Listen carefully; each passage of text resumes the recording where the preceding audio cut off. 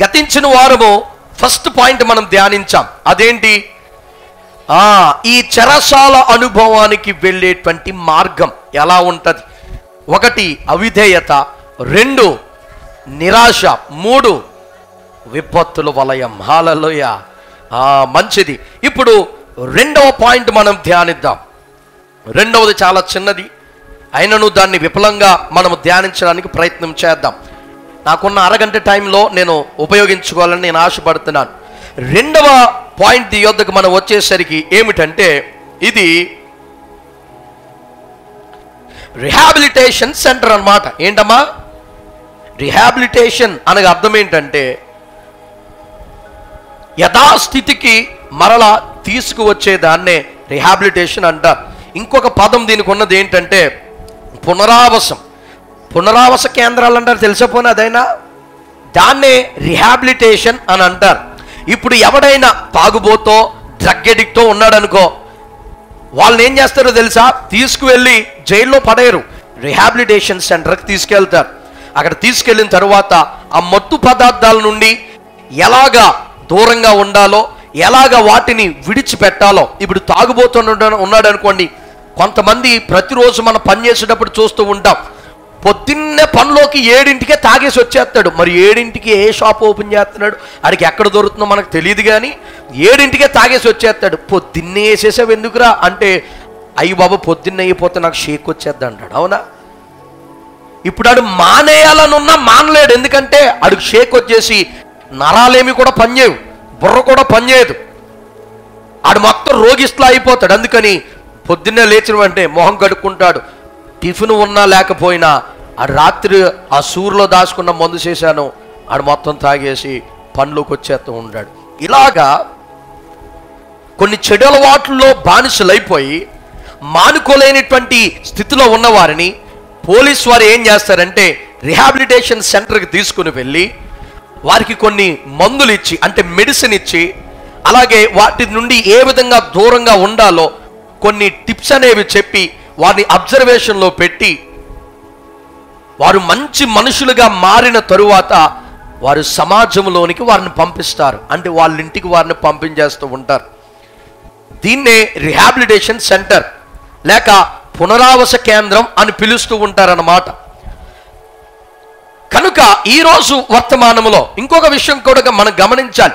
ఈ rehabilitation centre లేక పునరావాస కేంద్రం యథాస్థితికి మరలా తెప్పించేటువంటి కార్యక్రమం ఏదైతే ఉందో, దీని గుండా వెళ్ళినప్పుడు ఆ వ్యక్తి నిజంగా నరకానికి స్పెల్లింగ్ రాసేస్తాడు. ఎందుకనంటే వారికి నరాలు పనిచేయక ఫిట్స్ వచ్చేసి నుగుర్లు కక్కేసి వారికి బలము లేక ఎన్ని బాధలు పడతారంటే తలకై గాన్నేసి కొట్టేసుకుని చిత్రహింసలు పడుతూ ఉంటారు. వాళ్ళు శరీరాన్ని వాళ్ళే గాయపరుచుకుంటూ ఉంటారు. ఎందుకనంటే ఆ మత్తు పదార్థం లేనిదే వారి బాడీ సహకరించదు. ఆ దాంట్లో నుంచి కోలుకునేంత వరకు, దాన్ని కొద్దిగా జయించేంత వరకు వారి బాడీ వారి స్వాధీనంలో ఉండదు.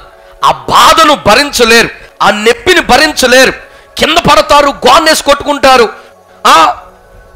ఎక్కడి నుంచో దూకేయాలనిపిస్తుంది వాళ్ళకి, ఏమీ తినబుద్ధి అయ్యదు, నరకాన్ని చూసేస్తూ ఉంటారు. ఈ పునరావాస కేంద్రాల్లో కొంతమంది అయితే ఆ యొక్క వీక్నెస్ని తట్టుకోలేక కొద్ది ఎక్కువగా మత్తు పదార్థాలను కన్జ్యూమ్ చేసేటువంటి వారు, అంటే ఉపయోగించేటువంటి వారు ఆ యొక్క రిహాబిలిటేషన్ సెంటర్లో కూడా వారు ఆ యొక్క మత్తు లేక జీవించలేక కొంతమంది ఎక్కువ వీక్గా ఉన్నటువంటి వారు ఆ నుగుర్లు కక్కుంటూ అక్కడే చచ్చిపోతూ ఉంటారు. కొంతమంది బతికి బట్టగట్టి బయటకు వస్తూ ఉంటారు దాన్ని జయించి. కనుక దీన్నే యథాస్థితికి తీసుకురావడం లేక పునరావాస కేంద్రం లేక రిహాబిలిటేషన్ సెంటర్ అని పిలుస్తూ ఉంటారు. ఈరోజు మనము ధ్యానించుకోబోయేటువంటి వాక్యము కూడా యోనాని దేవుడు రిహాబిలిటేషన్ సెంటర్కి పంపించాడు. అందుకనే దీనికి మనం పెట్టుకున్నటువంటి ఈ పాయింట్కి మనం పెట్టుకున్నటువంటి పేరు ఏమిటంటే పునరావాసం. ఈ చెరసాలలో పునరావాసం జరిగిస్తూ ఉన్నాడు దేవుడు. ఈ చెరసాలలో పునరావాసం జరిగిస్తూ ఉన్నాడు దేవుడు. పునరావాసమో పునరావాసమో మన ఏదో యథాస్థితికి మరలా తీసుకొస్తున్నాడని రాసుకోండి. ఆ పదం నాకు సరిగ్గా పలకడం రావట్లేదు. తెలిసిన వాళ్ళు అయితే రిహాబిలిటేషన్ అని రాసుకోండి. కనుక దేవుడు ఇక్కడ ఉన్నటువంటి యోనాని ఇప్పుడు అదే స్థితికి పంపిస్తూ ఉన్నాడు. ఎందుకనంటే ఈయన స్థితి మారాలి. ఇప్పుడు ఉన్నటువంటి పరిస్థితి నుండి మరలా యథాస్థితికి రావాలి అంటే ఈ రిహాబిలిటేషన్ పరిస్థితికి యోనాని తీసుకువెళ్ళక తప్పదు. ఒకానొక రోజు యోబును తను ఆశించినటువంటి ఆ యొక్క దీవెన ఆశీర్వాదము వచ్చే ముందు ఈ యొక్క యోబు కూడా అలాంటి పరిస్థితి గుండానే వెళ్ళాడు. ఆ చెరసాల అనుభవము ఆ యొక్క యోబుకి ఎలా ఉందంటే ఇంచుమించు నరకాన్ని చూశాడు అనుకోండి. అన్ని కోల్పోయి, అన్ని సమస్య, ఆరోగ్యాన్ని కోల్పోయి, పిల్లలను కోల్పోయి, ఆస్తిపాస్తులను కోల్పోయి, స్నేహితులను కోల్పోయి, బంధువులు కోల్పోయి, ఇంకా పోగొట్టుకోవడానికి ఆయన దగ్గర ఏమీ కూడా లేదు, ప్రాణం తప్ప. శరీరం కూడా కుళ్ళిపోయి కంపు కొట్టేస్తుంది కురుపులు బట్టి.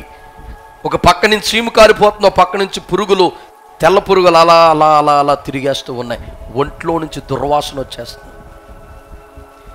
యోబు పోగొట్టుకోవడానికి ఏమీ లేదు, తనలో ఉన్నటువంటి ప్రాణము తప్ప. ఆ సమయంలో రెండంతల ఆశీర్వాదము దేవుడు అనుగ్రహించాడు. హల్లెలూయా, హల్లెలూయా. ఆయన్ను కూడా ఆ సమయంలో ఈ రిహాబిలిటేషన్ పరిస్థితి గుండా దేవుడు యోబును నడిపించాడు. ఈరోజు అదే ప్రక్రియను, అదే పరిస్థితిలోనికి యోనాని దేవుడు నడిపించడం మనము చూస్తూ ఉన్నాం. గతించిన వారం వర్తమానం ఎక్కడ ముగించామంటే యోనా చేప కడుపులో ఉండుట, అక్కడితో మనము ఆపేశాం. ఆ చేప కడుపులో యోనా ఏం చేశాడో ఈ వారం మనం ధ్యానించుకుందాం చెప్పాం కదా. రండి, యోనా గ్రంథము 2వ అధ్యాయంలో మనము ధ్యానించబోతున్నాం. యోనా గ్రంథం 2వ అధ్యాయము. నేను చెప్పినటువంటి వచనాలు చదవండి, అధ్యాయం మొత్తం ధ్యానించబోతున్నాం. నేను చెప్పినటువంటి వచనాలు చదివితే చాలు, సరేనా? మొదటిగా 2వ అధ్యాయం 1వ వచనాన్ని చదువుదాం. ఆ మధ్యము కడుపులో నుండి యోనా యెహోవాకు ఇలాగూ ప్రార్థన చేశాడు. 4వ వచనం చదువమ్మా. నీ సన్నిధిలో నుండి నేను వెలివేయబడినను నీ పరిశుద్ధాలయము తట్టు మరలా చూచెదననుకొంటిని. హల్లెలూయా. ఇప్పుడు 7వ వచనం చదవమ్మా. కోపములో నుండి నా ప్రాణము నాలో మూర్ఛిల్లుగా నేను యెహోవాను జ్ఞాపకము చేసుకొంటిని. నీ పరిశుద్ధాలయములోనికి నీ యొద్దకు నా మనవి వచ్చెను. అసత్యమైన వ్యర్థ దేవతల యందు లక్ష్యమించువారు. ఈ యొక్క రిహాబిలిటేషన్ అనగా యథాస్థితికి దేవుడు తీసుకువచ్చే క్రమంలో 3 విషయాలు యోనా చేశాడు. ఆ 3 విషయాలు కూడా మనం కలిగి ఉండాలి. ఆ 3 విషయాల్లో మొట్టమొదటిది ఇప్పుడు మనం ధ్యానించుకుందాం. మొట్టమొదటిది ఏమిటంటే ప్రభువు ముందు యోనా యొక్క అంగీకారమును ఈ యొక్క వచనాల్లో మనము చూస్తూ ఉన్నాం. అంటే దేవుని ముందు యోనా యొక్క అంగీకారం. దేనికోసం ఈ అంగీకారం? అమ్మా ఒకసారి అందరూ కూడా పైకి చూడండి. దేనికోసం ఈ అంగీకారం అంటే అతను తప్పు చేశాడు, తప్పును దేవుని ముందు ఒప్పుకుంటున్నాడు. హల్లెలూయా, హల్లెలూయా. ఇప్పుడు మనం చదివించాను కదా 1వ వచనం, 4వ వచనం, 7, 8 వచనాలు నేను ఇప్పుడు యోనా 2వ అధ్యాయం నుండి నేను చదివించాను. దాంట్లో యోనా చేస్తున్నటువంటి పనిని మనం చూస్తున్నాం. ఏం చేస్తున్నాడంటే ఆ మత్స్యము కడుపులో యోనా ప్రార్థన చేస్తున్నాడంట. హల్లెలూయా. అమ్మా, దేవుని సన్నిధానములో నువ్వు ఎప్పుడైతే అవిధేయుడు అయ్యావో, ఎప్పుడైతే దేవుని త్రోవ నుండి నువ్వు వెడలిపోయావో, నువ్వు తెలుసుకున్న తరువాత కొన్ని పరిస్థితుల ద్వారా దేవుడు నీకు నువ్వు చేసేది తప్పురా అని చూపించినప్పుడు మనము చేయవలసినటువంటి పనేమిటో తెలుసా? ఎవర్రా నువ్వు నాకు చెప్పడానికి అని అనకూడదు. ప్రభువా, నేను చేసింది తప్పే నాయనా, నన్ను క్షమించుమని దేవుని ముందు ప్రాధాయపడి మన పాపములను ఒప్పుకుంటే దేవుడు క్షమించేటువంటి వాడు. హల్లెలూయా. యోనా చేసినటువంటి పని అదే. యోనా మరలా యథాస్థితికి రావడానికి, పడిపోయినటువంటి యోనా చేప కడుపులోనికి దిగజారిపోయినటువంటి యోన, ఆ కంపులో ఉన్నటువంటి యోన, ఊపిరి సలపలేనిటువంటి ఆ యొక్క భయంకరమైనటువంటి పరిస్థితిలో ఉన్న యోన, బంకగా జిడ్డుగా అసలు ఏమి కూడా ఎలా చెప్పాలో కూడా తెలియనిటువంటి పరిస్థితిలో ఉన్నటువంటి యోన. కొంతమంది జీవితంలో పరిస్థితులు ఎలా ఉంటాయంటే పక్కోడికి చెప్పుకోవడానికి కూడా చాలా సిగ్గుగా ఫీల్ అవుతూ ఉంటారు. కొంతమంది కుటుంబాల్లో ఉన్నటువంటి పరిస్థితి అది. అమ్మా, నీ కుటుంబంలో నీ జీవితంలో ఎలాంటి పరిస్థితి ఉన్నా, నీ పిల్లల జీవితం కొరకు పక్కోళ్ళకి చెప్పడానికి సిగ్గుపడేటువంటి స్థితిలో నీ పిల్లలు దిగజారిపోతూ ఉన్నా, ఈ రోజు దేవుడు చెబుతున్నటువంటి మాట ఏమిటో తెలుసా? దేవుని ముందు నువ్వు ప్రాధాయపడి అడగగలిగితే, నీ ఉన్నటువంటి పరిస్థితిలో యోనా వలె మోకరించి ఏ పరిస్థితి అయినా నువ్వు ఎక్కడున్నా ప్రార్థన చేయగలిగితే దేవుడు వినేటువంటి వాడై ఉన్నాడు. హల్లెలూయా, హల్లెలూయా. యోనా చేప కడుపులో యథాస్థితికి ఒకప్పుడు ఇలా ఉండేవారం అని చెప్పుకోకుండా ఆ స్థితికి మరలా తీసుకురావడం కొరకు యోనా చేసినటువంటి మొట్టమొదటి పని ఏమిటంటే దేవుని ఎదుట ఒప్పుకుంటూ ఉన్నాడంట. హల్లెలూయా, హల్లెలూయా. అంగీకారమును తెలియజేస్తున్నాడు. ఏంటి అంగీకారం? దేనికోసం అంగీకారం? దేవుడు, రే నువ్వు చేసింది తప్పు, నా మాటకి అవిధేయత చూపించావు అని దేవుడు ఒక పరిస్థితి గుండా, చెరసాల అనుభవం గుండా ఆయన నడిపించినప్పుడు యోనా అన్నాడు, నిజమే ప్రభా, నేను చేసింది తప్పే. దేవుని ముందు యోనా అంగీకరించాడంట. ఈరోజు నీ తప్పును నువ్వు అంగీకరించగలవా దేవుని ముందు? మనిషి అన్న తర్వాత ప్రతి ఒక్కడు ఏదొక తప్పులు చేస్తూ ఉంటాడు. కానీ నీ తప్పును దేవుని ముందు నువ్వు ఒప్పుకొని విడిచిపెట్టగలవా? ఎంత గొప్ప భక్తుల్ని చూసుకున్నా, అదే బైబిల్ గ్రంథంలో అయినా, ప్రస్తుతం ఉన్నటువంటి రోజుల్లో అయినా, స్టేజీల మీద నిలబడి ఎంత గొప్ప ప్రసంగాలు చేసి దేశ విదేశాల్లో వాడబడుతున్నటువంటి ఎంత గొప్ప దైవజనుడైనా, ఒక్కసారి వారి గత జీవితం కొరకు మనం అడిగినా, వారి గత జీవితం వైపు వెనక్కి తిరిగి చూసినా ఎన్నో తప్పులు, లోటుపాట్లు కనబడుతూ ఉంటాయి. తప్పు లేకుండా జీవించినటువంటి వాడు ఈ లోకములో మానవుడిగా వచ్చినటువంటి యేసుక్రీస్తు ప్రభుల వారు మాత్రమే. మనిషి అన్న తర్వాత ప్రతి ఒక్కరిలో ఏదొక లోపం ఉంటుంది. కానీ దేవుడు అంటూ ఉన్నాడు, నేను క్షమిస్తాను. యోనా జీవితంలో దేవుడు క్షమించాడు. దేవుడు ఎప్పుడు క్షమిస్తాడో తెలుసా? నువ్వు చేసినటువంటి తప్పని నీకు తెలిసినప్పుడు దేవుని చెంతకు వచ్చి నువ్వు ఆయన సన్నిధానములో నువ్వు చేసిందల్లా కూడా, ఇప్పుడు మనం రక్షణ పొందామండి. రక్షణ పొందారా? రక్షణ పొందిన వారు ఒకసారి మీరు చేయి పైగా చూపించండి అమ్మా. రక్షణ పొందారా? మనమందరం కూడా రక్షణ పొందాం. ఈ రక్షణ మీరు ఎలా పొందుకున్నారు? రక్షణ ఎలా పొందారమ్మా? అమ్మా ఏంటి? బాప్తిస్మ కంటే ముందు ఒకటి చేస్తాం. ఏంటది? మన పాపములన్నీ కూడా దేవుని ముందు. అప్పుడు వరకు ఎన్నో పాపలు చేశాం, అప్పుడు వరకు ఎన్నో లోపాలు చేశాం. దేవుని సన్నిధానాలకు, ప్రభువా నేనెంత దుర్మార్గున్నయ్యా, నేనెంత దుర్మార్గురాలనయ్యా, నాలో ఇంత పాపం ఉంది, ఈ పాపం ఇప్పటి వరకు ఎవరికి తెలియదు, నాలో అంత పాపం ఉంది, నా కుటుంబానికి కూడా ఎవరికి తెలియదు, నేను ఎంత పాపం చేశాను, అంత పాపం చేశాను, దయచేసి నన్ను కడిగి శుద్ధీకరించు, నేను రక్షణ పొందుతాను, నేను యథార్థంగా జీవిస్తాను, ఇక నుండి నిన్ను నూతన వ్యక్తిగా నేను మారాలనుకుంటున్నాను, నాకు నీవు కావాలి ప్రభువా, నేను చేసినటువంటి తప్పులన్నీ కూడా నీతో ఒప్పుకుంటున్నాను, విడిచిపెడుతున్నానని ఆ తప్పులన్నీ కూడా దేవునితో చెప్పి విడిచిపెట్టిన తర్వాత రక్షణ ఆనందాన్ని మనం పొందుకున్నాం. అవునా? అవునా? ఇలాంటిదైతే దేవుడు క్షమిస్తాడు.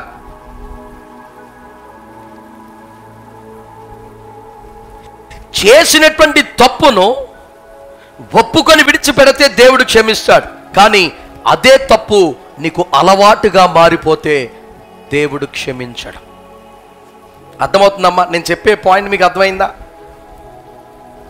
ప్రతి మనిషి ఏదొక విషయంలో తెలుసో తెలియకో ఏదొక విధముగా తప్పులు చేస్తూ ఉంటారు. అది స్త్రీ అయినా సరే, పురుషుడైనా సరే.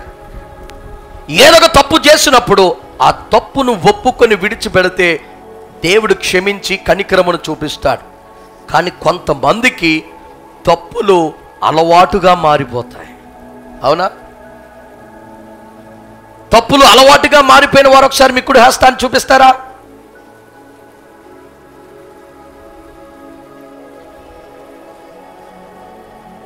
అమ్మా, తప్పులు అలవాటుగా మారిపోయిన ఒకసారి మీ కుడి చేయి చూపించండి పైకెత్తి.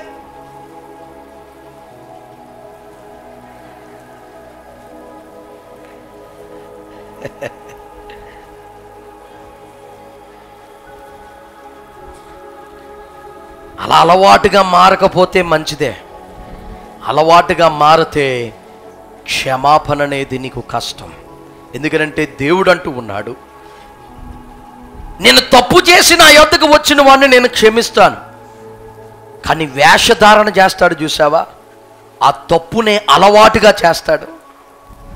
ఆన్ని నేను క్షమించను.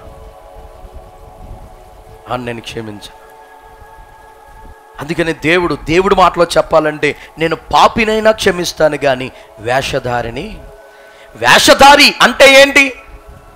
తప్పుని తెలిసి ఆ తప్పుని అలవాటుగా చేసేస్తూ ఉంటాడు. అది వేషధారణ. గుళ్ళోకి వచ్చినప్పుడు పాటలు పాడాలి, ఆరాధించాలి. గుళ్ళోకి వచ్చినప్పుడు అదే చేస్తాడు. బయటికి వెళ్ళినప్పుడు బూతులు తిట్టాలి, ఎస్తమొచ్చినట్టు తిరగాలి, అక్కడ అదే చేస్తాడు. ఇదే వేషధారణ అండి. అలా నీ పాపము నీకు అలవాటుగా మారిపోయి నువ్వు ఆ విధంగా సాగిపోతే నీవు క్షమాపణ పొందుకోవడం కష్టం ప్రియమైన దేవుని బిడ్డ. ఎందుకంటే అది నీకు తప్పని తెలుసు, అది చేయకూడదని తెలుసుండి నువ్వు చేస్తావు. మందిరంలోకి వచ్చి సారీ చెప్తావు, మరలా చేస్తావు, సారీ చెప్తావు. దేవుడు దాన్ని అంగీకరించడు. ఇక్కడ యోనా అయితే తన జీవితంలో ఒక్కసారి దేవుణ్ణి క్షమాపణ అడిగి ప్రార్థన చేశాడు. మళ్ళీ ఇప్పుడు చేసినటువంటి పనిని తన జీవితంలో మరలా తిరిగి చేయలేదు. ఒకవేళ చేసుంటే దేవుడు రాయించేవాడు. దేవుడు రాయించలేదంటే యోనా మరలా దేవుని యొక్క మాటకు అవిధేయుడుగా లేడు. ఒకసారి తెలుసో తెలియకో తప్పు చేసి దాని ద్వారా కొన్ని పరవశనాలు అనుభవించి దేవుని క్షమాపణని ఒప్పుకొని విడిచిపెట్టిన తరువాత యోనా మరలా దేవుని యొక్క మాటకు అవిధేయుడు అవ్వలేదు. నీలో నాలో కూడా అమ్మా తప్పులు ఉండొచ్చు, కానీ ఆ తప్పులను మనం ఒప్పుకొని విడిచిపెట్టి దేవుని యొక్క కనికరాన్ని పొందుకొని వెనక్కడుగు వేయకుండా ముందుకు సాగిపోయేవారుగా మనం ఉండాలి. హల్లెలూయా, హల్లెలూయా. ఇప్పుడు రెండో విషయాన్ని మనం చూద్దాం. ఒకటి, యోనా ప్రభు ముందు యోనా తన అంగీకారాన్ని తెలియజేశాడు. ఇప్పుడు రెండవది అదే 2వ అధ్యాయము 9వ వచనాన్ని మనం చూస్తూ ఉంటాం. 9వ వచనాన్ని ఒక్కసారి చదవండి అమ్మ. కృతజ్ఞతాస్తుతులు చెల్లించి నేను నీకు బలులు అర్పింతును, నేను మ్రొక్కుకొనిన మొక్కు బలులను చెల్లింపక మానను, యెహోవా యొద్దనే రక్షణ దొరుకును అని ప్రార్థించెను. చాలమ్మా. ఈ 2వ విషయం ఏమిటంటే, యోనా యథాస్థితికి రావడానికి 2వ విషయం ఏమిటో తెలుసా? ప్రభువుతో యోనా ఒక ఒప్పందం చేసుకున్నాడు. ఏం చేశాడమ్మా? ప్రభువుతో యోనా ఒక ఒప్పందం చేసుకున్నాడు. నీకు నాకు శ్రమలు వచ్చినప్పుడు చాలాసార్లు మనం మొక్కుకుంటాం దేవునికి, అంతేనా? మొక్కుకుంటామా? మొక్కుకోవడం తప్ప రైటా? అంటే బిజినెస్ చేస్తున్నారా మీరు? దేవా నువ్వు నాకు వచ్చేస్తే నేను నీకు ఇది ఇస్తాను, ఇచ్చేస్తే నీకు అది ఇస్తాను. మరి దాన్ని వ్యాపారమే కదా అంటారు. మరి ఇప్పుడు చెప్పండి, మొక్కుబళ్ళు మొక్కుకోవడం తప్ప రైటా? చాలామంది జవాబులు మారిపోతున్నాయి. తప్ప రైటా? అంటే దేవునితో వ్యాపారం చేయడం రైట్ అంటారా? మరి అమ్మా ఎప్పుడైనా ఆలోచించారా? ఇప్పుడు నువ్వే బాధలో ఉన్నావు, ప్రభువా నాకు ఒకడు ₹1,00,000 ఇవ్వాలి నాయన, లేకపోతే ₹1,00,00,000 ఇవ్వాలి నాయన, నా డబ్బులు ఆడు ఎంత అడిగినా ఇవ్వట్లేదు, ఆడిస్తే నేను సగం ఇచ్చేస్తాను, నాకు ఇవ్వా అన్ను ప్రార్థన చేస్తాం. ఇలా మొక్కుకోవడం తప్ప రైటా? చెప్పాలమ్మా. కొంతమందికి ఇలాంటి అనుమానాలు ఉంటాయి, అందుకని మిమ్మల్ని అడుగుతున్నాను నేను. మీరు ఏదో సమాధానం చెప్పినాక మీకు క్లారిఫై అవుతుంది, తప్ప రైటా. కొంతమంది తప్పు అంటున్నారు, కొంతమంది రైట్ అంటున్నారు. నేను మీకు క్లారిటీ ఇస్తాను చూడండి. మొక్కులు అనేవి మొక్కుకోవడం తప్పేమి కూడా కాదు, మనం మొక్కుకోవచ్చు. ఎందుకనంటే వాక్యంలో మనం చూసినప్పుడు చాలామంది మొక్కులు, ఇప్పుడు యోనాను చూసిన, ఒకసారి యాకోబు అంటాడు, ప్రభువా ఇదిగో నన్ను క్షేమంగా నువ్వు తీసుకువెళ్ళి నేను అనుకున్నవన్నీ కూడా జరిగితే నేను మరలా తిరిగి వచ్చి నీకు ఇదే స్థలములో ఒక మందిరాన్ని కడతాను. అది కూడా మొక్కుకోవడమే, అంతే కదా. మనం కూడా ప్రభువా నా జీవితంలో మా కూతురు పెళ్ళి అయిపోతే నా నగలన్నీ తీసుకొచ్చి నీకు ఇచ్చేస్తాను, ఎందుకంటే ఇంక ఇవ్వడానికి ఏమీ లేవు కాబట్టి. మొక్కున్నావా? మొక్కరు, ఎందుకంటే నీకు కావాలయ్యి కావాలయ్యి, నీ ఇష్టం పోతే పని. అంటే ఉదాహరణగా చెప్తున్నాను, మొక్కులు మొక్కుకోవడం మంచిదే, తప్పేమో కూడా కాదు, కానీ అది వ్యాపారంలా చేయడం తప్పు. ఇప్పుడు చూడండి, ఏది రైట్ ఏదో తప్పు చెప్తాను. ఇప్పుడు నువ్వు మొక్కులు మొక్కున్నావు అనుకో, అది నువ్వు తీర్చుకున్నావు, చాలా బాగుంటుంది. కొంతమంది చేసే పని ఏమిటో తెలుసా? మొక్కుంటారు ప్రభువా. కొంతమంది దారంట వెళ్తూ, కొంతమంది దేవుని నమ్మలేని వారు, ఎవరో మనకు తెలియదు, మన మందిరానికి కూడా రారు, వెళ్తూ వెళ్తూ ఎన్నో సంవత్సరాలు బట్టి ఇక్కడ మందిరం ఉంటుంది కనుక వాళ్ళకు అది నమ్మకం. చాలామంది ఇక్కడ బాగుపడి సాక్ష్యాలు ఇవ్వడం వల్ల వారికి కొద్ది నమ్మకం కలిగి వారు వెళ్ళేటువంటి పనిలో ఒక స్థలం కొనాలన్నా, పొలం కొనాలన్నా, లేకపోతే ఒక హాస్పిటల్కి వెళ్తూ ఉన్నా ఇక్కడికి వచ్చి ప్రేయర్ చేసుకుంటారు. ఎప్పుడైనా నేను ఇక్కడ నుంచి ప్రేయర్ చేసుకుంటున్నాను అనుకో, ఐదో ప్రేయర్ చేయించుకుని వెళ్ళడం, లేకపోతే కొంతమంది మేము పలానా మొక్కులు మొక్కున్నామండి ఇక్కడికి వచ్చి ప్రార్థన చేసుకున్నాం, అప్పుడు ఎవరూ లేరు, మేమే మోకరించి ప్రార్థన చేసుకుని వెళ్ళాం, దేవుడు ఆ కార్యం జరిగించారు, ఇదిగోనండి మేము ఇవ్వాలనుకునేటువంటి కానుక మేము ఇస్తున్నామని చేతిలో పెట్టి వెళ్తారు. అమ్మ బాబోయలు మొక్కులు మొక్కుని కానుకలు ఇచ్చేసరికి తీరా చూసేసరికి 100 రూపాయలు ఉంటాయి దాంట్లో. నీకేమో దేవుడు ఎంత కార్యం చేయాలా, నువ్వేం దేవుడికి ఎంత ఇస్తావా? వాళ్ళు అన్యులు, వాళ్ళకి తెలియదు, డిబ్బీలో డబ్బులు వేసినట్టు అనుకుంటారు. వాళ్ళు ఏం చేస్తారో తెలుసా? మొక్కులు మొక్కుంటారు, దేవుడు తీర్చగానే 10వ పరకాలు పడేసి వాళ్ళ దారిని వెళ్ళిపోతారు, మళ్ళీ రారు. ఇది వ్యాపారం అంటే. మీకు ఇంకా అర్థమయ్యేలా చెప్పనా? నీ దగ్గర బండి ఉందండి, అది యాక్సిడెంట్ ఏదో అయ్యింది, నువ్వేం చేసావంటే మంచిగా దానికి మరమ్మతులు చేయించేసి టెంకరింగ్ గింకరింగ్ అన్నీ కొట్టించేసి, జాన్పాల్ గారు ఇది మంచి బండి, నాకు చాలా అచ్చు వచ్చిందండి. ఏ అచ్చు చాలా అచ్చు వచ్చిందండి, అమ్మలేకపోతున్నాను, కానీ కొయిట వెళ్ళిపోతున్నానండి, అందుకనే అమ్మేస్తున్నాను. అవునమ్మా, రండి ఇలా రండి, ఇదిగో కూర్చోండి, టీ తాగండి, టీ తాగుతూ మెల్లగా చూడండి, కావాలంటే ఓ రౌండ్ ఇంకో అక్కడికే వెళ్ళండి సుమా, ఎక్కువ దూరం వెళ్ళొద్దు, ఎందుకంటే అక్కడికి ఎక్కువ దూరం వెళ్తే ఆగిపోద్ది. అది ఇక్కడికి వెళ్ళిన సెట్ కనబడుతుంది కదా, అక్కడికి వెళ్ళి తిరిగి వచ్చాను, మీకు అన్నీ అర్థమైపోతాయి. స్మూత్ ఇంజను, ఆయిల్, ఎప్పటికప్పుడు కండిషన్ అని ఏదో మాటలు చెప్పి నువ్వు నాకు అమ్మేశావు. నువ్వు ఇచ్చిన టీ తాగేసిన దగ్గర కూర్చొని చక్కగా మాట్లాడేసి నువ్వు ఇచ్చిన నీకు నేను డబ్బులు చెల్లించేసి బండేసుకుని వెళ్ళిపోతున్నాను. ఊళ్ళోకి వెళ్ళనిచ్చి కరెక్ట్గా బ్యాంక్ దగ్గర ఆగిపోయింది, కొడతంటే స్టార్ట్ అవ్వట్లేదు. నేను నీకు ఫోన్ చేస్తాను, ఏమండి ఇదిగో ఇప్పుడే బండి అమ్మారు కదా, 2 కిలోమీటర్లో వచ్చానండి, ఆగిపోయింది, ఇదేంటంటే ఎలా ఉందంటే, నీకు అమ్మే నాకు సంబంధం లేదు, ఎవడరా నువ్వు అవునా అంటారు, అవునా? నీకు అమ్మేశాం బాబో, మరి నువ్వు ఎలా తోలవో ఏంటో మాకేం తెలుసు, ఆగిపోతే నేనేం చేయను, ఎవడొకడు మెకానిక్ చూపుకో, ఇంక నేను నీకు అమ్మేశాను, నువ్వు నాకు డబ్బులు ఇచ్చేసావు, నీకు నాకు సంబంధం లేదు. దీన్ని వ్యాపారం అంటారు. కొంత దేవుని మందిరానికి వచ్చి ప్రభువా నాకు అన్నీ కూడా నెరవేరిపోవాలి, నాకు జరిగితే నేను నీ సన్నిధానికి అది ఇస్తాను, ఈ సభల్లో నూనె డబ్బా ఇస్తాను, ఉపాసకోటల్లో కారము ఎక్కువ వేయించి అందరికీ కడుపు మండిపోయేలా చేస్తాను, ఏదో సమర్పించుకుంటాం. దేవుడు ఫోన్లే అని దయదలిచి నీకు ఏదో కార్యం చేశాడు అనుకో, అంతే, నువ్వు అనుకున్న మొక్కుబడి చెల్లించేస్తావు, మరలా నువ్వు మందిరంలో కనపడవు,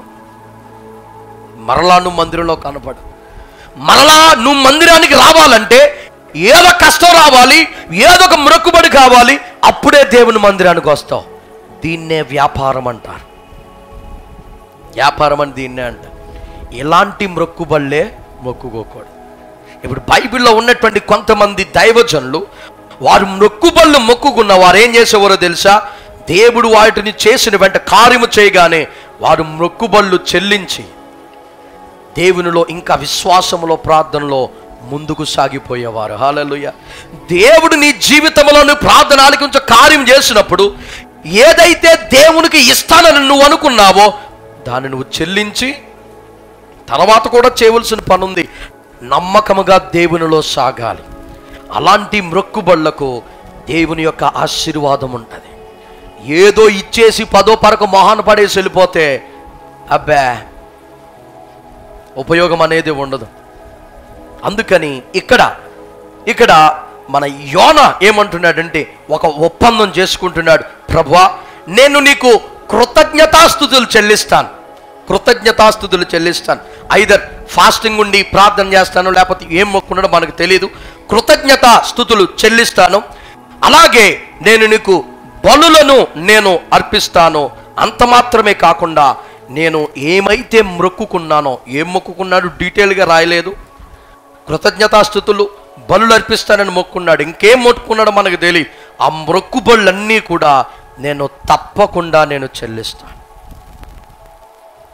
ఇదే వాక్యంలో దేవుడు అంటూ ఉన్నాడు. ఒక మాట చెప్తున్నాడు. ఏంటో తెలుసా? మొక్కుబళ్ళు ఎలా మొక్కుకోవాలో తెలుసమ్మా? నువ్వు వాటిని చెల్లించగలిగితేనే నువ్వు మొక్కుకోవాలి, లేకపోతే మొక్కుకోకూడదు. అర్థమైందా? కొంతమందికి ఉద్రేకం కిందని ఉద్రేకం వచ్చేసి ప్రభువా ఇదిగో నాకు పలానా కార్యము చేస్తే, ఇదిగో నాకు పలానా చోట నుండి నాకు డబ్బులు రావాలి, దాంట్లో సగభాగము నీకే అంటారు. ఇప్పుడు దేవుడిచ్చిన ఒకవేళ ప్రార్థనలకి దేవుడు అలాగే ఇచ్చాడు అనుకో, వాటిని చూసి వీళ్ళకి ఏ బుద్ధి ఏదో సగభాగం ఇస్తానన్నవాడు దాంట్లో దశంభాగం మాత్రమే తీర్చాడు. కొంతమంది ప్రభువా ఎంతో ఆశతో చూస్తున్నాను, ఒక్కసారి నన్ను కొయిట పంపావంటే తొలి జీతం నీదే. తీరా తొలి జీతం ఆ 50,000 వచ్చిన తర్వాత వీళ్ళకి ఇవ్వబుద్ధి ఏదో, అయ్య బాబోయ్ 50,000 ఇచ్చేయాలా. అప్పుడు ఇస్తానన్నాను కదా, దేవుడికి ఎంత ఇచ్చినా దేవుడు అర్థం చేసుకుంటాడులే. దశంభాగం 50,000 అంటే 5,000 తీసుకొచ్చి చేతిలో పెడతాం. ప్రథమ ఫలం అంటే ప్రథమంగా నువ్వు ఏది చేసిననో అది దేవునికి ఇచ్చేయాలి. ఫలములైనా, నీ ఉద్యోగములైనా, నీ వ్యాపారములైనా, నీ పంట పొలాలు. అందుకనే మనోళ్ళు సారకట్టలు తీసుకొచ్చి చేస్తారు చూసావా? అది తొలుతుగా పట్టిన ధాన్యం బస్తా అలాగే ఇస్తున్నారా? అన్ని పంపించేసి ఏది మిగిలితే తీసుకొస్తున్నారమ్మా, అలాగే చేస్తున్నారా?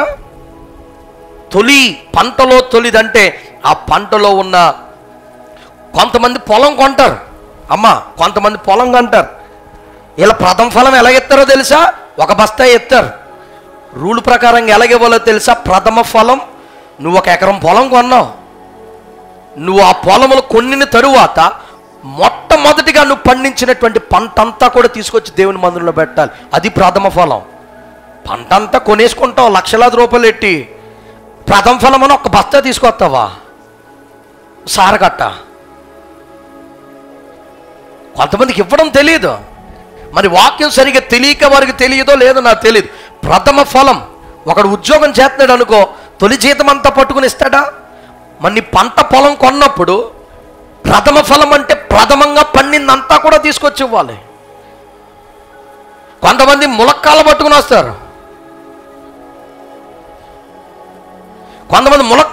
వస్తారు, అంటే మా చెట్టుకి ప్రథమ ఫలం అండి, తొలితిగా 5 కాయలు కాసుని ఇదిగో మీకు ఇచ్చేస్తున్నాం అని తీసుకుని వస్తారు. అదే 100 కాయలు కాస్తని విత్తా 100 కాయలు తొలితిగా కాసుని కాడ 10 రూపాయలండి, 100 రూపాయలంటే బోలు 1000 వచ్చేస్తాయి. 10 కాళ్ళు ఎక్కువ. పాస్ట్ గారు ఏమన్నా 100 కాళ్ళు తినేస్తాడా? 2 కాళ్ళు 3 కాళ్ళు తింటాడు. 10 ఎత్తే ఓరు. ఏం ఓరు?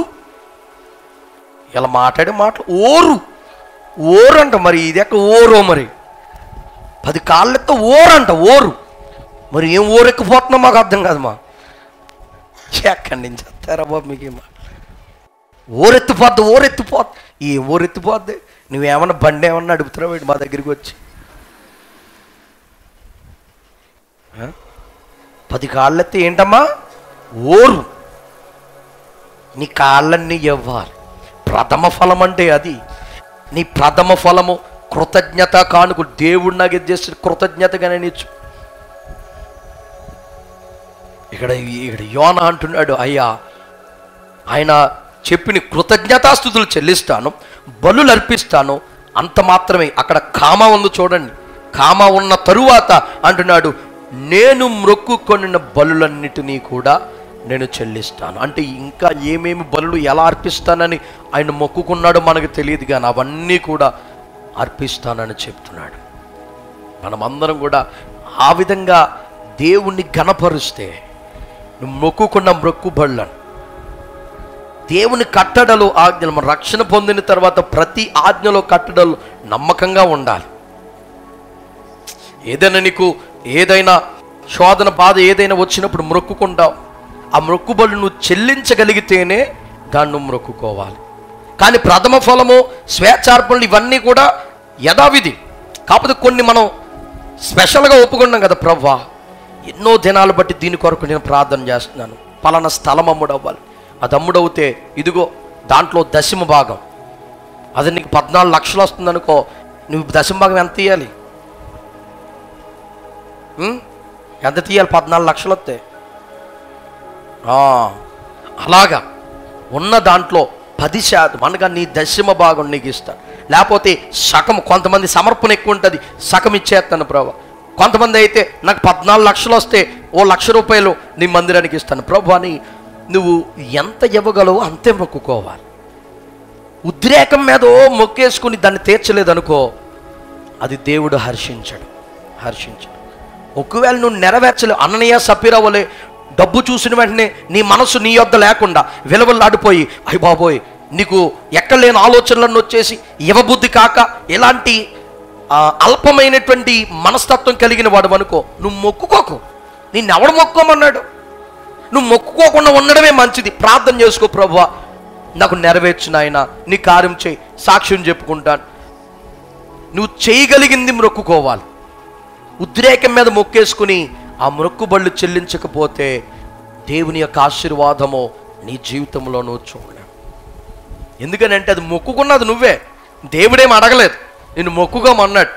నువ్వు మొక్కుకున్నావు నీ అంతటా నువ్వే. దాన్ని చెల్లించకపోతే దేవుని కోపాన్ని రేపును వాడవచ్చు. కనుక ఇక్కడ యోనా తన జీవితంలో యథాస్థితికి, కోల్పోయినటువంటి ఆశీర్వాదకరమైనటువంటి స్థితిని మరలా స్థితికి రావడం కొరకు యోనా చేసినటువంటి పనులు, మొట్టమొదటిగా దేవుని యందు తాను ఏం చేశాడు? అంగీకరించాడు. అయ్యా నిజముగా నా తప్పే, నా తప్పులు క్షమించను.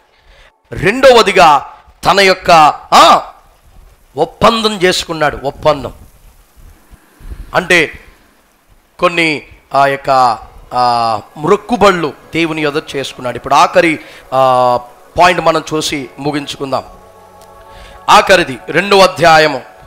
అదే 2వ అధ్యాయం నేను చెప్పినటువంటి వచనాలు మీరు చదవండి. ఈ ఆఖరి పాయింట్ ఏమిటంటే యోనాను దేవుడు అంగీకరించుట. ఇదే మాట నేను సంసోను కొరకు చెప్పినప్పుడు చెప్పాను. లాస్ట్లో సంసోనును దేవుడు అంగీకరించాడు అనడానికి రుజువేంటి అని నేను అడిగాను, అవునా? ఇప్పుడు కూడా యోనా దేవుని ముందు అంగీకరించాడు తన తప్పని. తరువాత మొక్కుబళ్ళు, కొన్ని ఒప్పందాలు దేవునితో చేసుకున్నాడు. ఇవన్నిటి తరువాత ఆఖరిగా దేవుడు యోనాని అంగీకరించాడంట.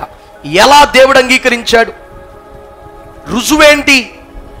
దానికే ఇప్పుడు మనము ఈ యొక్క వచనాలు చూద్దాం. చూడండి 2వ అధ్యాయము 2వ వచనం ఒకసారి చదవండి. నేను ఉపద్రవములో ఉండి యెహోవాకు మనవి చేయగా ఆయన నాకు ప్రత్యుత్తరం ఇచ్చెను. పాతాళ గర్భములో నుండి నేను కేకలు వేయగా నీవు నా ప్రార్థన అంగీకరించావు. ఇప్పుడు 10వ వచనం చదవమ్మా. అంతట యెహోవా మత్స్యమునకు ఆజ్ఞ ఇయ్యగా అది యోనాను నేల మీద కక్కేసింది. ఇప్పుడు 3వ అధ్యాయము 1-2 వచనాలు చదవమ్మా. అంతట యెహోవా వాక్కు రెండవ మారు యోనాకు ప్రత్యక్షమై సెలవిచ్చినదేమనగా, నీవు లేచి నినివే మహాపురమునకు పోయి నేను నీకు తెలియజేయు సమాచారము దానికి ప్రకటన చేయుము. చాలమ్మా. దేవుడు ఇక్కడ యోన ప్రార్థనను, మ్రొక్కుబళ్లను సమస్తమును కూడా అంగీకరించాడు అనడానికి రుజువు ఏమిటంటే ఆయన ప్రార్థన. అందుకనే మీకు మరలా 2వ అధ్యాయం 2వ వచనం చదివించాను. ఆయన ప్రార్థన చేయుట, చేప ఆయన్ని కక్కివేయుట. 3వ అధ్యాయములో దేవుడు మరలా ఆయనకి తను ఏ పని నుంచి అయితే పారిపోయాడో ఆ పనిని మరలా యోనాకు దేవుడు అప్పగిస్తూ ఉన్నాడు. హల్లెలూయా. ఇక్కడ ఒక్క విషయాన్ని గమనించండి అమ్మ, ఒకసారి అందరూ కూడా పైకి చూడండి. ఆఖరి పాయింట్ పైకి చూడాలి. ఇక్కడ ఒక పాయింట్ మనం గమనించాలి. ఏంటో తెలుసా? మనము నమ్ముకున్నటువంటి దేవుడు సెకండ్ ఛాన్స్ ఇచ్చేటువంటి వాడు. హల్లెలూయా. అంటే రెండో అవకాశం ఇచ్చేవాడు, రెండో అవకాశాన్ని ఇచ్చేవాడు. మనం నమ్మినటువంటి దేవుడు ఎలాంటి దేవుడమ్మా? చెప్పాలందరూ కూడా రెండో అవకాశం. ఎన్నో అవకాశం? రెండో అవకాశం ఇచ్చేటువంటి వాడు. నువ్వు ఇస్తావా ఎవరికైనా? మీరు ఇస్తారా? ఎవరికైనా ఇస్తారా? ఇవ్వం. ఉదాహరణ చెప్తాను చూడండి. ఇప్పుడు దావీదు గారు సత్యం గారి ఇంటికి వెళ్ళారు భోజనానికి. సత్యం గారి ఇంటికి వెళ్ళి భోజనం చేశారు. గారెలు చాలా బాగున్నాయ్యా, గారెలు చికెన్ తింటే భలే ఉంది, ఈ గారెలు మెత్త మెత్తగా భలే ఉన్నాయి, నోట్లు పెట్టుకుంటే అలా జర్రుని జారిపోతున్నాయి, నోట్లు పెట్టుకుని జర్రుని జారిపోతున్నాయి అంటే అప్పుడు సత్యం గారు గమనించి, ఆహా ఈయన గారెలు బాగా నచ్చాయా, సరేనండి ఒక గిన్నెలో బాక్స్లో వేసిస్తాను, ఇంటికి తీసుకెళ్ళండి, తినండి, పర్లేదు తీసుకెళ్ళండి అని ఒక బాక్స్లో వేసి ఇచ్చారు. బాక్స్లో వేసి ఇచ్చేటప్పుడు ఎలాంటి బాక్స్లో వేసి ఇస్తాం? ఇరిగిపోయింది, వంగిపోయింది, గట్టిగా మూత పట్టుకుంటే వంచి వంచి వంచి పెడతామా? అలాంటిది ఇస్తామా? ఇవ్వం కదా. మన దగ్గర అరలో ఏదైతే మంచిది ఉందో దాన్ని కిందకి తీసి దాంట్లో చక్కగా పెట్టి అఫీషియల్గా ఇస్తాం. ఇప్పుడు దావీదు గారు ఇంటికి తీసుకెళ్ళాడు, శుభ్రంగా ఇంకో పట్టాడు, చికెన్ వేసుకొని గారెలు వేసుకొని తినేసాడు. ఇప్పుడు సత్యం గారు ప్రార్థనకు వచ్చినప్పుడు ఆయన మొహాన్ని ఇలా చూస్తున్నాడు. ఎందుకు? బాక్స్ ఇవ్వలేదు, బాక్స్ ఇవ్వలేదు. ఈయనేమో ప్రైజ్ లార్డ్ అనేసి ప్రార్థన అయిపోయిన వెంటనే వెళ్ళిపోయాడు. మళ్ళీ వచ్చి వారం మరలా పక్కనే కూర్చున్నారు. పాట పాడతాడు, మొహం వైపు చూస్తాడు, పాట పాడతాడు, మొహం వైపు చూస్తాడు. ఎందుకు? వీడు గారెలైతే తినేసాడు కానీ బాక్స్ ఇవ్వడేంట్రా బాబు, అసలకే భద్రంగా పైనెట్టుకున్న బాక్స్ ఇచ్చాను వీడికి, ఇప్పుడు ఈ బాక్స్ ఎలా అడగాలని 2-3 వారాలు తజ్జన భజ్జన అయిపోతాడు. ఎలా అడగాలి ఎడా అని. ఇంకా 4వ వారం ఆగలేడు. 4వ వారం ఏం చేస్తాడు తెలుసా? ఈ చేప యోనాన్ని ఎలా అయితే కక్కేసిందో ఇప్పుడు కక్కేయాలి. దావీదు గారు అదే మొన్న బాక్స్ మీరు ఏం లేదు గుత్తి చేద్దామని అని అంటారు. అప్పుడు ఆ బాక్సు దావీదు గారు అప్పుడు అసలు మర్చిపోయాను బాబు అని చెప్పేసి వెంటనే తీసుకెళ్ళి ఆయనకి ఇచ్చేసాడు అనుకో. మరలా ఏదో ఒక రోజు ఏదో ఫంక్షన్ పెట్టుకుని ఆయన ఇంటికి పిలిచాడు భోజనానికి, మరలా బాక్స్ ఎత్తాడా? చెప్పడు. అవసరమైతే ప్లాస్టిక్ బాక్స్లో నేసెత్తాడేమో కానీ కొయిటా బాక్స్ మాత్రం అస్సలు తీయడు. ఎందుకంటే రెండో అవకాశం ఎవరా? నువ్వేంటి, నేను కూడా ఇవ్వనా? ఏ మనుషుడు రెండో అవకాశం, రెండో ఛాన్స్ ఇవ్వడానికి ఎవడు ఒప్పుకోడు.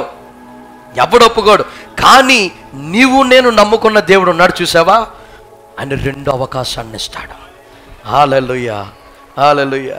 నువ్వు ఎన్నిసార్లు తప్పిపోయినా, ఎన్నిసార్లు ఆయన గాయాలు నువ్వు రేపినా, ఎన్నిసార్లు హృదయానికి బాధ కలిగించినా, నువ్వు చేసేటువంటి పాపమును ఆయన ద్వారము దగ్గరుండి ఏడుస్తూ చూస్తూ ఉన్నాడంట.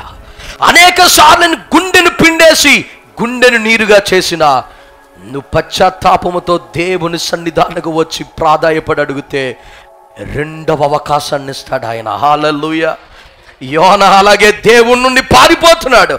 అనేక మంది దేవుణ్ణి చూసి హేళన చేయడానికి ఒకానొక కారకుడిగా తన సాక్ష్యాన్ని కోల్పోయాడు, తన భక్తిని కోల్పోయాడు. అన్ని కోల్పోయి వెళ్ళిపోతున్నటువంటి వాడికి దేవుడు రెండవ అవకాశాన్ని ఇచ్చాడు. యోనా రెండవ అవకాశాన్ని సద్వినియోగం చేసుకున్నాడు. ఈరోజు అదే రెండవ అవకాశాన్ని నీకు ఇవ్వాలనుకుంటున్నాడు దేవుడు. నువ్వు రక్షణ పొందావు, కానీ ఇంకా పాపములో ఉన్నావు. నీ మెసేజ్లు ఇంకా మానలేదు, నీ పాప బతుకు ఇంకా మానలేదు. నీ అప్పులు ఇష్టం వచ్చినట్టు అప్పులు చేసేసి తాగేయడం నువ్వు ఇంకా మానలేదు. వెచ్చలవిడి మాటలు నువ్వు ఇంకా మానలేదు. డబల్ మీనింగ్ డైలాగులు నువ్వు ఇంకా మానలేదు. ఏది మానలేదు, కానీ నువ్వు రక్షణ పొందావు. నీలో పాపం ఉంది. ఆదివారాలు కూడా దేవుని మాటను అతిక్రమించి నీ ఇష్టం వచ్చినటువంటి పనులు చేసుకుని వెళ్ళిపోతావు. అనేక సందర్భాల్లో పాపము చేస్తూ ఉన్నావు. దేవుడు ఈరోజు అంటున్నాడు, యోనాకి ఇచ్చినట్టు నీకు రెండో అవకాశాన్ని ఇస్తా, సద్వినియోగం చేసుకుంటావా? రెండవ అవకాశాన్ని సంఘానికి ఇవ్వాలని దేవుడు ఆశపడుతున్నాడు. నీ పరిస్థితి ఏదైనా యోనా వలె ఎంత నీచానికి నువ్వు దిగజారిపోయినా ఎవరితోనూ చెప్పకు, దేవునితో చెప్పు. నా దేవుడు రెండో అవకాశాన్ని నీకు ఇస్తాడు. హల్లెలూయా, హల్లెలూయా. ఒకరోజు మోషే హంతకుడిగా హత్య చేసి పారిపోయాడు. ఆ దేశములో సైనికులందరూ కూడా మోషే కొరకు ఎదుగుతున్నారు.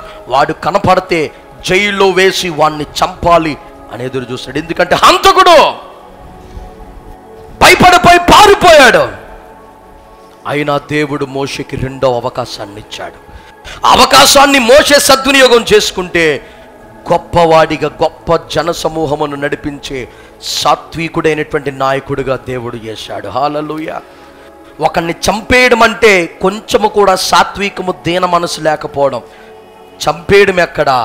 లక్షలాది మంది అనేటువంటి మాటలు తిట్లు అన్నీ కూడా భరించుకుంటూ వాగ్దాన దేశానికి నడిపించడం ఎక్కడ? రెండో అవకాశాన్ని ఉపయోగించుకున్నాడు.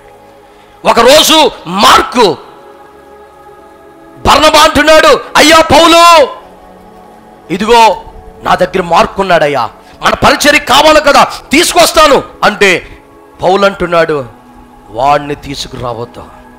ఎందుకనంటే ఒకసారి పరిచర్యలో నన్ను వదిలిపెట్టి వెళ్ళిపోయాడు, అర్ధాంతరంగా మధ్యలో నన్ను వదిలేసి వెళ్ళిపోయాడు. అలాంటోడి సేవకు అన్ఫిట్. అలాంటోడిని తీసుకురావద్దు, అలాంటోడిని తీసుకురావద్దు, వేరే వాడిని తీసుకురా అని చెప్పి మార్కు పట్ల పౌలు అంటున్నటువంటి మాటలు. కానీ ఎప్పుడైతే రెండో తిమోతి గ్రంథం 4వ అధ్యాయం 11వ వచనానికి వస్తావు, ఈ రెండో తిమోతి రాస్తున్నటువంటి సమయంలో పౌలు ఆఖరి గడియలు సమీపించాయి. ఈ 4వ అధ్యాయం మనం మొదటిని చదువుకుంటూ వస్తూ ఉంటే గుండెల్లో నిజముగా కన్నీళ్లు తిరుగుతాయమ్మా. ఎందుకనంటే పౌలు అంటాడు, ఇదిగో తిమోతి, నేను రాస్తున్నాను చూసావా ఈ మాటలు, ఇవి నా చివరి ఆఖరి మాటలయ్యా. ఈ లోకము నుండి వెళ్ళిపోయేటువంటి సమయం నాకు సమీపించేసింది, నేను వెళ్ళిపోయేటువంటి సమయం వచ్చేసింది. అందుకని నేను మంచి పోరాటము పోరాడాను. ఆ 4వ అధ్యాయంలో చెప్తూ ఉంటాడు, మంచి పోరాటము పోరాడాను, నా పరుగు తుదముట్టించాను, నా విశ్వాసాన్ని కాపాడుకున్నాను, ఇక మీదట జీవ కిరీటము నా కొరకు వేచి ఉన్నదని పౌలు భక్తుడు తిమోతికి చెప్తూ ఆ తరువాత అన్న మాట ఏమిటో తెలుసా? పరిచర్య కొరకు మార్కును వెంట పెట్టుకుని తీసుకురా. హల్లెలూయా. మార్కు జీవితంలో రెండవ అవకాశమును దేవుడు అనుగ్రహించాడు.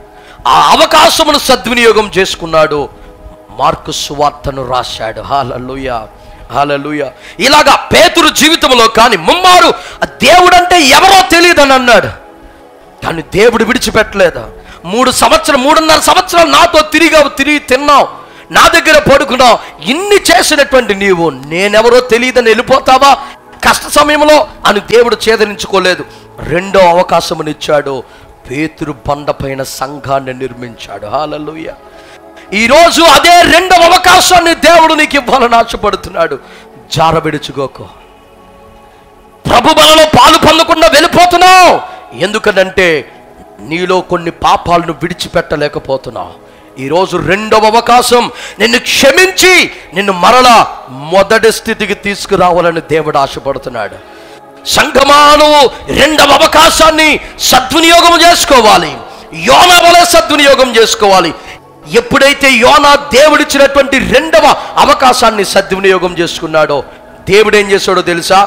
ఏ స్థితి నుండి ఆయన పారిపోయాడో ఆ ఘనమైనటువంటి పనిని మరలా ఆయనకు అప్పగించాడు. హల్లెలూయా. నువ్వు దేవుని ముందు ప్రాధాయపడి అడగగలిగితే నువ్వు కోల్పోయినటువంటి ఉన్నతమైనటువంటి స్థానం ఏదైతే ఉందో దాన్ని మరలా నీ జీవితంలో దేవుడు తిరిగి తీసుకురాగలడు. హల్లెలూయా. కనుక వాక్యం వింటున్నటువంటి ప్రియమైన దేవుని బిడ్డ, నీవు నేను నమ్మిన దేవుడు మనల్ని కొన్నిసార్లు రిహాబిలిటేషన్ సెంటర్కి పంపిస్తాడు. అక్కడ కొన్నిసార్లు మనకి ఇబ్బంది కలుగుతుంది. ఆ డ్రగ్స్తో నిండిపోయినటువంటి వ్యక్తి మరలా మనకలాగా మామూలు వ్యక్తి అవ్వడం కొరకు ఆ రిహాబిలిటేషన్ సెంటర్లో నరక వేదన అనుభవించినట్టుగా కొన్నిసార్లు నీ ఆత్మీయ జీవితం మరలా మునుపు ఉన్నటువంటి అగ్ని రగిలించబడడం కొరకు, ఆ పట్టుదల మరలా నీలో రగిలించుట కొరకు ఆ రిహాబిలిటేషన్ సమయంలో నీకు గాయములు కలుగుతాయి, వేదనలు కలుగుతాయి, నొప్పి కలుగుద్ది. అయినా సరే నువ్వు తట్టుకొని ప్రార్థన పూర్వకంగా ఉండగలిగితే నా దేవుడును కోల్పోయిన దానికి యోబు వలె రెట్టింపు ఇవ్వగలడు. హల్లెలూయా. అటువంటి కృపను దేవుడు సంఘమునకు అనుగ్రహించి మిమ్మలను, మీ కుటుంబాలను ఆత్మీయ జీవితంలో, భౌతికమైనటువంటి జీవితంలో ఉన్నతమైనటువంటి స్థానంలో నిలబెట్టి బలపరచునుగాక.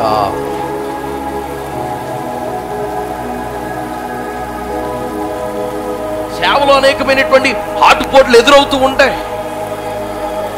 ప్రతిరోజు ఆనందంగా ఉండదు. కానీ దేవుడు పిలిచాడు కనుక ఆయన వైపు చూస్తూ మనం సాగిపోవాలి. ఈరోజు దేవుడు నిన్ను దేనికి పిలుస్తున్నాడు? ప్రతిసారి నిన్ను ప్రేరేపిస్తాడు దేవుడు. పాటలు పాడడానికో, వాక్యం చదవడానికో, లేక సేవకో, లేకపోతే సువార్తను